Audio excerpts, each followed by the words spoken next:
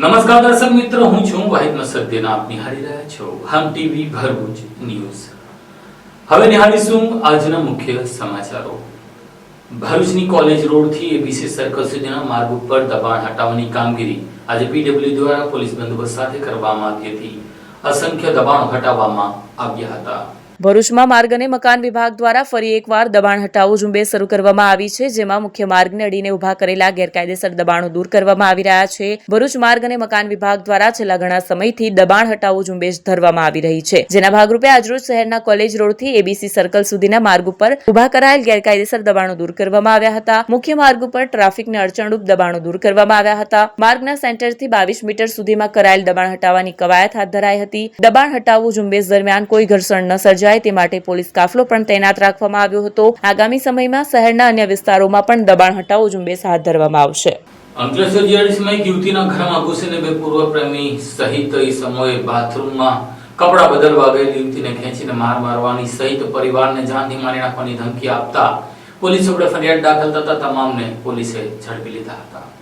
Ankleshwar GIDC police મથકની હદમાં એક રેસીડેન્સીમાં રહેતા 32 વર્ષીય યુવાન પોતાના પરિવાર સાથે દમણ ખાતે ફરવા ગયા હતા. જેઓ મોડી રાત્રે અંકલેશ્વર આવ્યા હતા અને ભાડાના વાહનમાં પોતાના ઘરે જઈ રહ્યા હતા. તે સમયે અજાણ્યા નંબરથી 2 વાર ફોન આવતા યુવાને તે રિસીવ ન કરતા ફરી એ જ નંબર ફોન આવતા યુવાને ફોન ઉપાડતા જ અજાણ્યા ઈસમે અપશબ્દો ઉચ્ચારી ઘરની બહાર નીકળ, હું આવું છું એમ કહી ફોન કટ કરી દીધો હતો. જે બાદ એક ઓડી કારમાં આવેલ 4 ઈસમોએ યુવતીના ભાઈને કંઈ સમજે તે પહેલા માર મારી યુવતી અંગે પૂછતા તે બાથરૂમમાં કપડાં બદલી હોવાનું કહેતા ચારેય પૈકી એક યુવાને બાથરૂમનો દરવાજો તોડી યુવતીના વાળ પકડી અર્ધનગ્ન હાલતમાં બહાર ખેંચી તેને અને તેના ભાઈ તેમજ ભાભીને માર માર્યો હતો અને જાનથી મારી નાખવાની ધમકી આપી હતી અને પોલીસમાં ફરિયાદ આપશે તો પોલીસ પણ મારું કંઈ બગાડી નહીં શકે તેવી ધમકી પણ આપી હતી. છેડતી અને મારામારી અંગે અંકલેશ્વર જેઆઈડીસી પોલીસે ગુનો નોંધી યુવતીના બંને પૂર્વ પ્રેમી રામ મિશ્રા, અભય મિશ્રા, સુફિયાન સહિત ચારેય ઈસમોને ઝડપી પાડી વધુ તપાસ હાથ ધરી છે.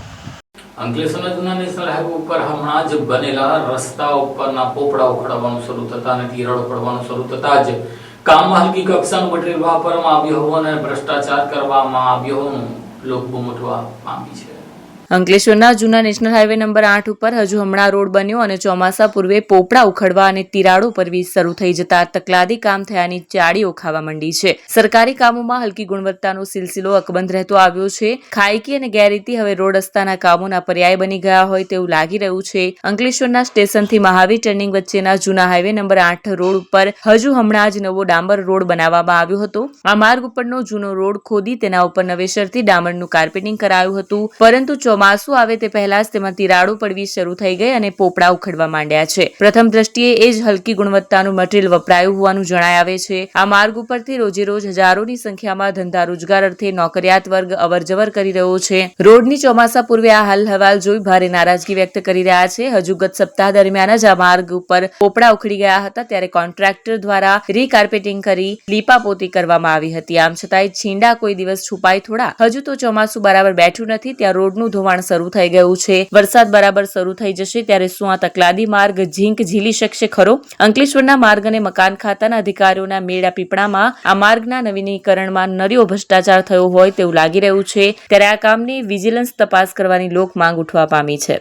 ભરૂચ જિલ્લાની કેટલીક શાળાઓ દ્વારા શાળાઓએ છપાયેલી નોટબુકો સ્ટેશનરીના દુકાનોમાંથી વેચવામાં આવી રહી છે અને વાલીઓને તેને લેવા માટે મજબૂર કરવામાં આવી રહી છે. ત્યારે ઊંચા ભાવે વેચાણ કરવામાં આવતા ચોપડાને લઈને તેની તપાસ કરવાની માંગ એનએસયુઆઈના પૂર્વ પ્રમુખ દ્વારા જિલ્લા શિક્ષણ અધિકારીને આવેદનપત્ર પાઠવીને માંગ કરી છે.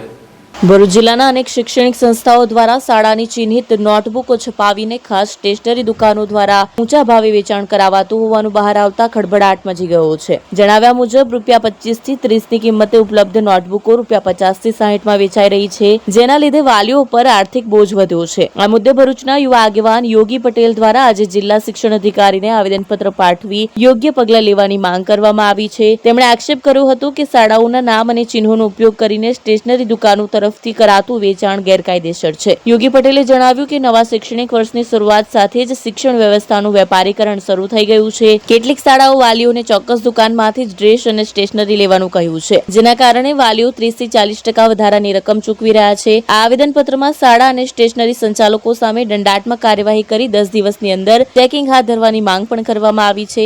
યુવાનો દ્વારા ચેતવણી અપાઈ છે કે જો તાત્કાલિક પગલાં નહીં લેવામાં આવે તો આંદોલનાત્મક રીતથી આ અવ્યવસ્થા સામે અવાજ ઉઠાવવામાં આવશે. ગુજરાત રાજ્યની અંદર શૈક્ષણિક સત્ર શરૂ થતાની સાથે જ શિક્ષાનું વેપારીકરણ કરનારા શિક્ષણ માફિયાઓ સરકારના નિયમોની છેડછાડ અવગણના કરી રહ્યા છે. કોઈપણ ખાનગી શાળા વાલીઓને ચોક્કસ દુકાને કે સંસ્થાની અંદરથી જ યુનિફોર્મ તેમજ શૈક્ષણિક કીટ ખરીદવા માટે મજબૂર ન કરી શકે એ માટે સરકારનો સૂચન છે અને નિયમ પણ છે. તેમ છતાં પણ એમ કેમ કરીને વાલીઓને ચોક્કસ દુકાને કે સંસ્થામાંથી ખરીદી કરવા માટે મજબૂર કરી રહ્યા છે. ખાનગી શાળાઓ દ્વારા બજારની દુકાનોની અંદર પોતાનું ચોક્કસ કમિશન સેટ કરીને બજારની કિંમત કરતાં વધુ રકમ ચૂકવીને તે લોકોને ખરીદી કરવા એક ઉઘાડી લૂંટ ચલાવી રહ્યા છે. જાણવા મળેલ મુજબ ભરૂચ જિલ્લાની કેટલીક ખાનગી શાળાઓ વાલીઓને એક લિસ્ટ આપી દે છે. તેમાં આખા વર્ષનું શૈક્ષણિક કીટ, સ્ટેશનરી કીટ જેવી એક ચોક્કસ દુકાનેથી ખરીદવી તેમજ વાલીઓ પાસે હોવા છતાં પણ તેનું ફરજિયાતપણે ખરીદી કરવા માટે મજબૂર કરી રહ્યા છે. આથી વાલીઓને શૈક્ષણિક ભણતરના ખર્ચની અંદર 30 થી 40% જેટલો વધુ ખર્ચ કરવો પડે છે અને પોતાની મનગમતી સસ્તી દુકાનેથી ખરીદી કરવાનો હક જતો રહ્યો છે.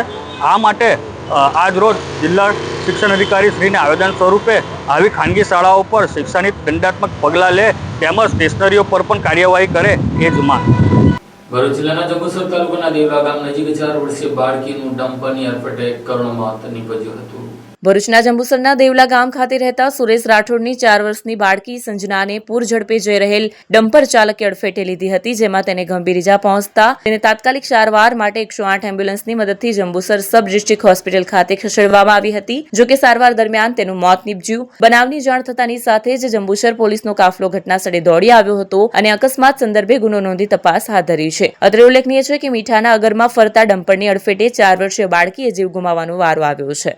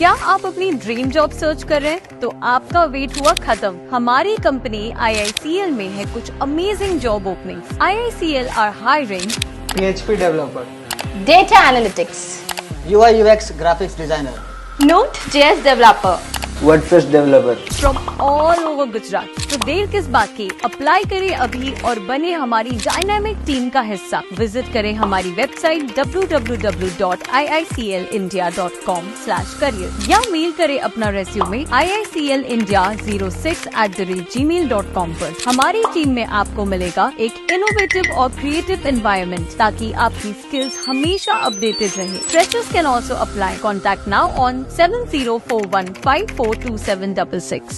હાંસોડ નવનગરી પાડી રોડની રહીશ મહિલાઓ દ્વારા ગટર અને ઘર વપરાશના પાણીની સમસ્યાને લઈને ગ્રામ પંચાયતના તલાટીને રજૂઆત કરી હતી.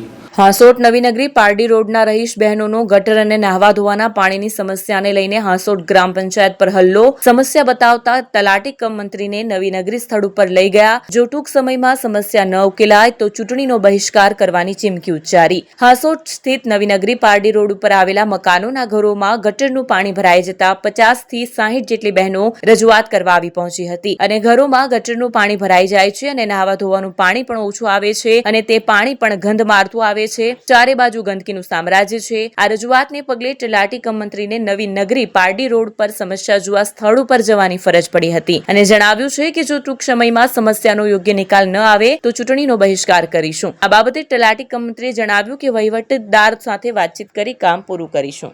આવી રહેલી છે તો અહીંયા કોઈ અહીંયા મત લેવા માટે આવતા નહીં. જ્યાં સુધી અઠવાડિયામાં આ કામ અમારું પતે ને ત્યાં સુધી કોઈ અહીંયા વોટ લેવા આવતા નહીં. અમે આલવાના નથી.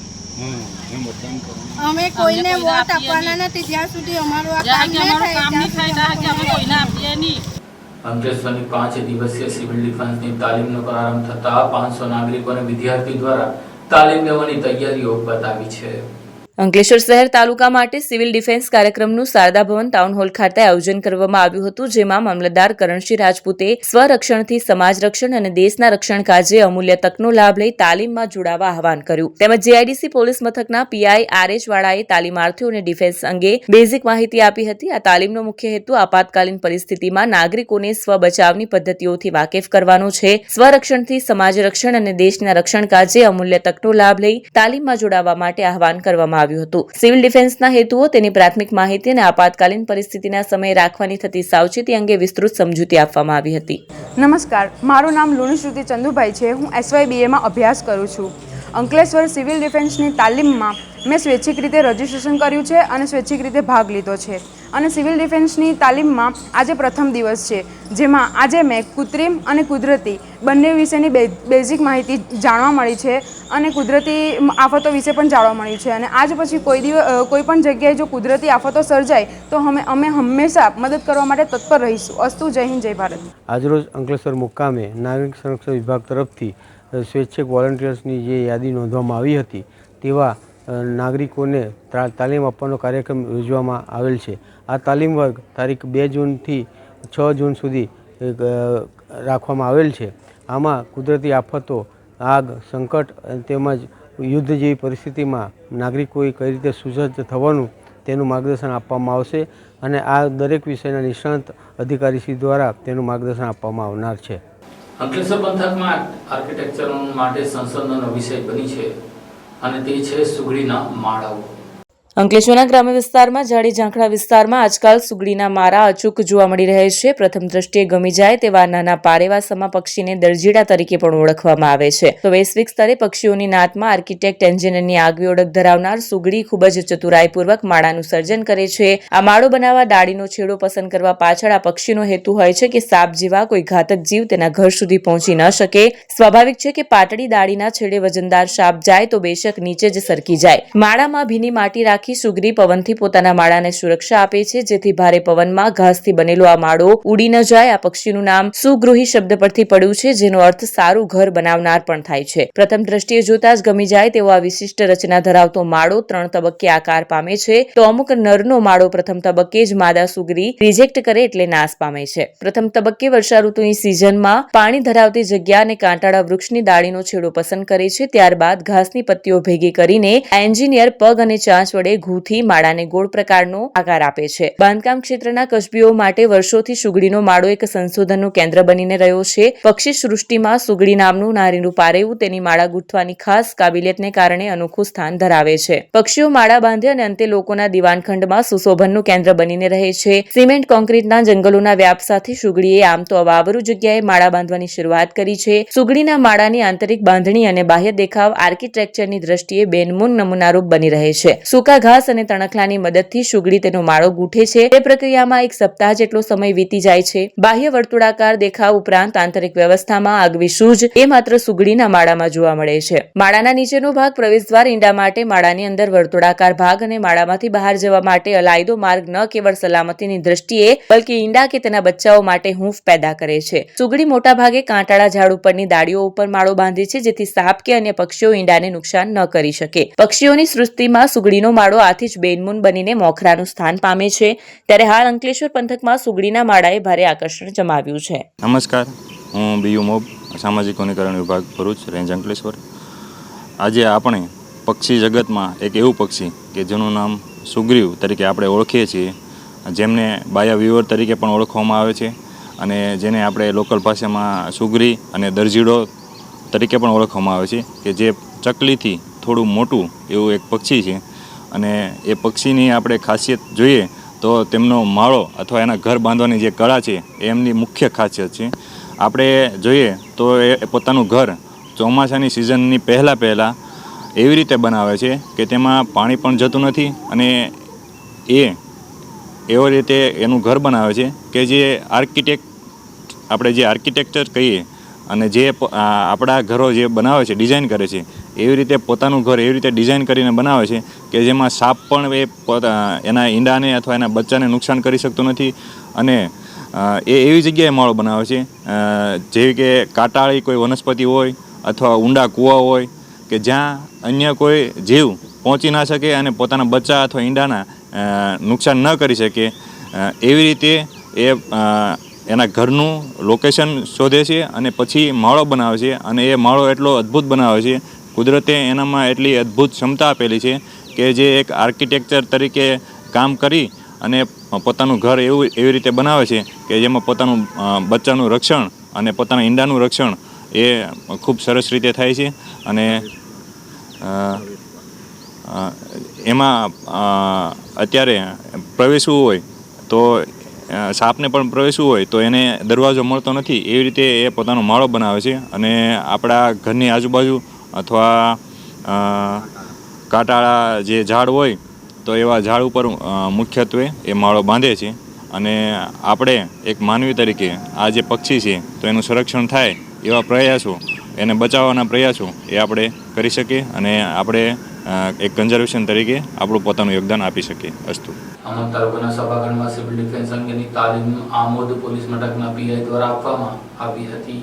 આમોદ તાલુકા પંચાયત સભાખંડમાં ગતરોજ સાંજે 4 કલાકે જિલ્લા વહીવટીતંત્રના આદેશ મુજબ સિવિલ ડિફેન્સ અંગે તાલીમનું આયોજન કરવામાં આવ્યું હતું. ભારત પાકિસ્તાનના યુદ્ધના તણાવ વચ્ચે કોઈ યુદ્ધની પરિસ્થિતિ ઊભી ના થાય તો નાગરિકોએ શું ધ્યાન રાખવું અને પોતાનું તથા પરિવારનું માલ મિલકતનું કેવી રીતે રક્ષણ કરવું તે અંગેની આમોદ પોલીસ મથકના પીઆઈ રાજુ કરમટિયાએ તાલીમ આપી હતી. આ નિમિત્તે આમોદ નાયબ મામલતદાર, આમોદ નગરપાલિકાના મુખ્ય અધિકારી પંકજ નાયક, નગરપાલિકા પ્રમુખ, પાલિકાના કર્મચારીઓ અને આમોદ ગામના તેમજ તાલુકાના આગેવાનો, હોમગાર્ડના જવાનો મીટિંગ વેળા હાજર રહ્યા હતા. સેમિનારનું આયોજન કરવામાં આવે. જો યુદ્ધ જેવી પરિસ્થિતિ સર્જાય તો જાગૃત નાગરિક તરીકે આપણે શું કરવું જેથી લોકોને આપણે બચાવી શકીએ, લોકોમાં કોઈ જાનહાનિ ન થાય, માલહાનિ ન થાય અને આપણો ભારત દેશ સશક્ત બની રહે. ભારતની ભરૂચ જિલ્લા ભાજપા દ્વારા પ્રધાનમંત્રી નરેન્દ્રભાઈ મોદીના શાસન 11 વર્ષ પૂર્ણ થતા ભાજપ કાર્યાલય ખાતે કાર્યશાળાનું આયોજન કરવામાં આવ્યું હતું. ભારતના વડાપ્રધાન નરેન્દ્ર મોદીના વડાપ્રધાન પદે 11 વર્ષ પૂર્ણ થવાના અવસરે ભરૂચ જિલ્લા ભાજપ દ્વારા વિકસિત ભારતના અમૃતકાલ, સેવા, સુશાસન અને ગરીબ કલ્યાણ થીમ ઉપર એક વિશેષ કાર્યશાળાનું આયોજન ભરૂચ ડિસ્ટ્રિક્ટ કોઓપરેટિવ બેંકના સભાખંડમાં કરવામાં આવ્યું હતું. મુખ્ય વક્તા તરીકે હિતેશભાઈ પટેલ, ગુજરાત પ્રદેશ કિસાન મોરચા ભાજપના પ્રમુખ ખાસ ઉપસ્થિત રહ્યા હતા. આ કાર્યશાળામાં 2014 થી 2025 સુધીના વડાપ્રધાન મોદીના શાસન દરમિયાન કરવામાં આવેલા વિકાસ કાર્યો, જાહેર કલ્યાણ યોજના અને સુશાસનની વિવિધ પહેલોનું વિસ્તૃત રૂપે વર્ણન કરવામાં આવ્યું હતું. કાર્યક્રમમાં જિલ્લા ભાજપના પ્રમુખ પ્રકાશ મોદી, મહામંત્રી નિરલ પટેલ સહિત અનેક અગ્રણીઓ અને કાર્યકરો ઉપસ્થિત રહ્યા હતા. કાર્યશાળાનો ઉદ્દેશ્ય મોદી સરકારના વિકાસ મંત્રીમંડળના યોગદાનને સ્થાનિક સ્તરે લોકોને માહિતગાર કરવાનો હતો. નરેન્દ્રભાઈના નેતૃત્વમાં કેન્દ્ર સરકારના સેવા, સુશાસન અને ગરીબ કલ્યાણના 11 વર્ષ પૂર્ણ થવા જઈ રહ્યા છે. આ 11 વર્ષ પૂર્ણ થવા જઈ રહ્યા છે એ વિષયને લઈને આવનારા સમયમાં ભારતીય જનતા પાર્ટી અલગ અલગ કાર્યક્રમોના માધ્યમથી કેન્દ્ર સરકારની વિવિધ સિદ્ધિઓને લઈ અને પ્રજા વચ્ચે જશે અને કેન્દ્ર સરકારની સિદ્ધિઓની વાત કરશે. આ વિષયને લઈને કેટલાક કાર્યક્રમો નક્કી થયા છે. એમાં તાલુકા કક્ષાએ એક સંકલ્પ સભાનું આયોજન કરવામાં આવશે. એ પછી ગ્રામીણ કક્ષાએ નાની નાની ખાટલા બેઠકો અને શહેરોમાં નાની નાની મહોલ્લા બેઠકોના માધ્યમથી કેન્દ્ર સરકારની સિદ્ધિઓની વાત પબ્લિક સુધી લઈ જવા માટેના કાર્યક્રમોનું આયોજન કરવા માટે આજે ભરૂચ જિલ્લાના આજે આ બેઠકનું આયોજન કરવામાં આવ્યું હતું. દેશના યશસ્વી વડાપ્રધાન અને વૈશ્વિક લીડર એવા આદરણીય શ્રી નરેન્દ્રભાઈ મોદીના સુશાસનના 11 વર્ષની સિદ્ધિના સંદર્ભમાં ભરૂચ જિલ્લા ખાતે આજે કાર્યશાળાનું આયોજન થયું છે. આવી કાર્યશાળા સમગ્ર દેશમાં યોજાઈ રહી છે અને નરેન્દ્રભાઈના શાસનના એટલે સેવા દ્વારા સુશાસન અને ભય ભ્રષ્ટાચારની મુક્તિ અને ગરીબોનું કલ્યાણ એ ઉપલક્ષમાં જે કંઈ એમના કાર્યો થયા છે એ કાર્યોને લઈને સમગ્ર ભરૂચ જિલ્લામાં ખાટલા બેઠકો યોજાશે અને ગામે ગામ ફરી અને નરેન્દ્રભાઈના 11 વર્ષના સુશાસનનો પ્રચાર પ્રસાર કરવામાં આવશે. છેલ્લી જે સિદ્ધિ છે ઓપરેશન સિંદૂર, એના માટે પણ ગામે ગામ જઈ અને લોકોને આ પણ કાર્યથી અવગત કરવામાં આવશે. આ સાથે હમ ટીવી ભરૂચના સમાચાર પૂર્ણ થાય છે. આવતીકાલે ફરી મળીશું. ત્યાં સુધી રજા આપશો. નમસ્કાર.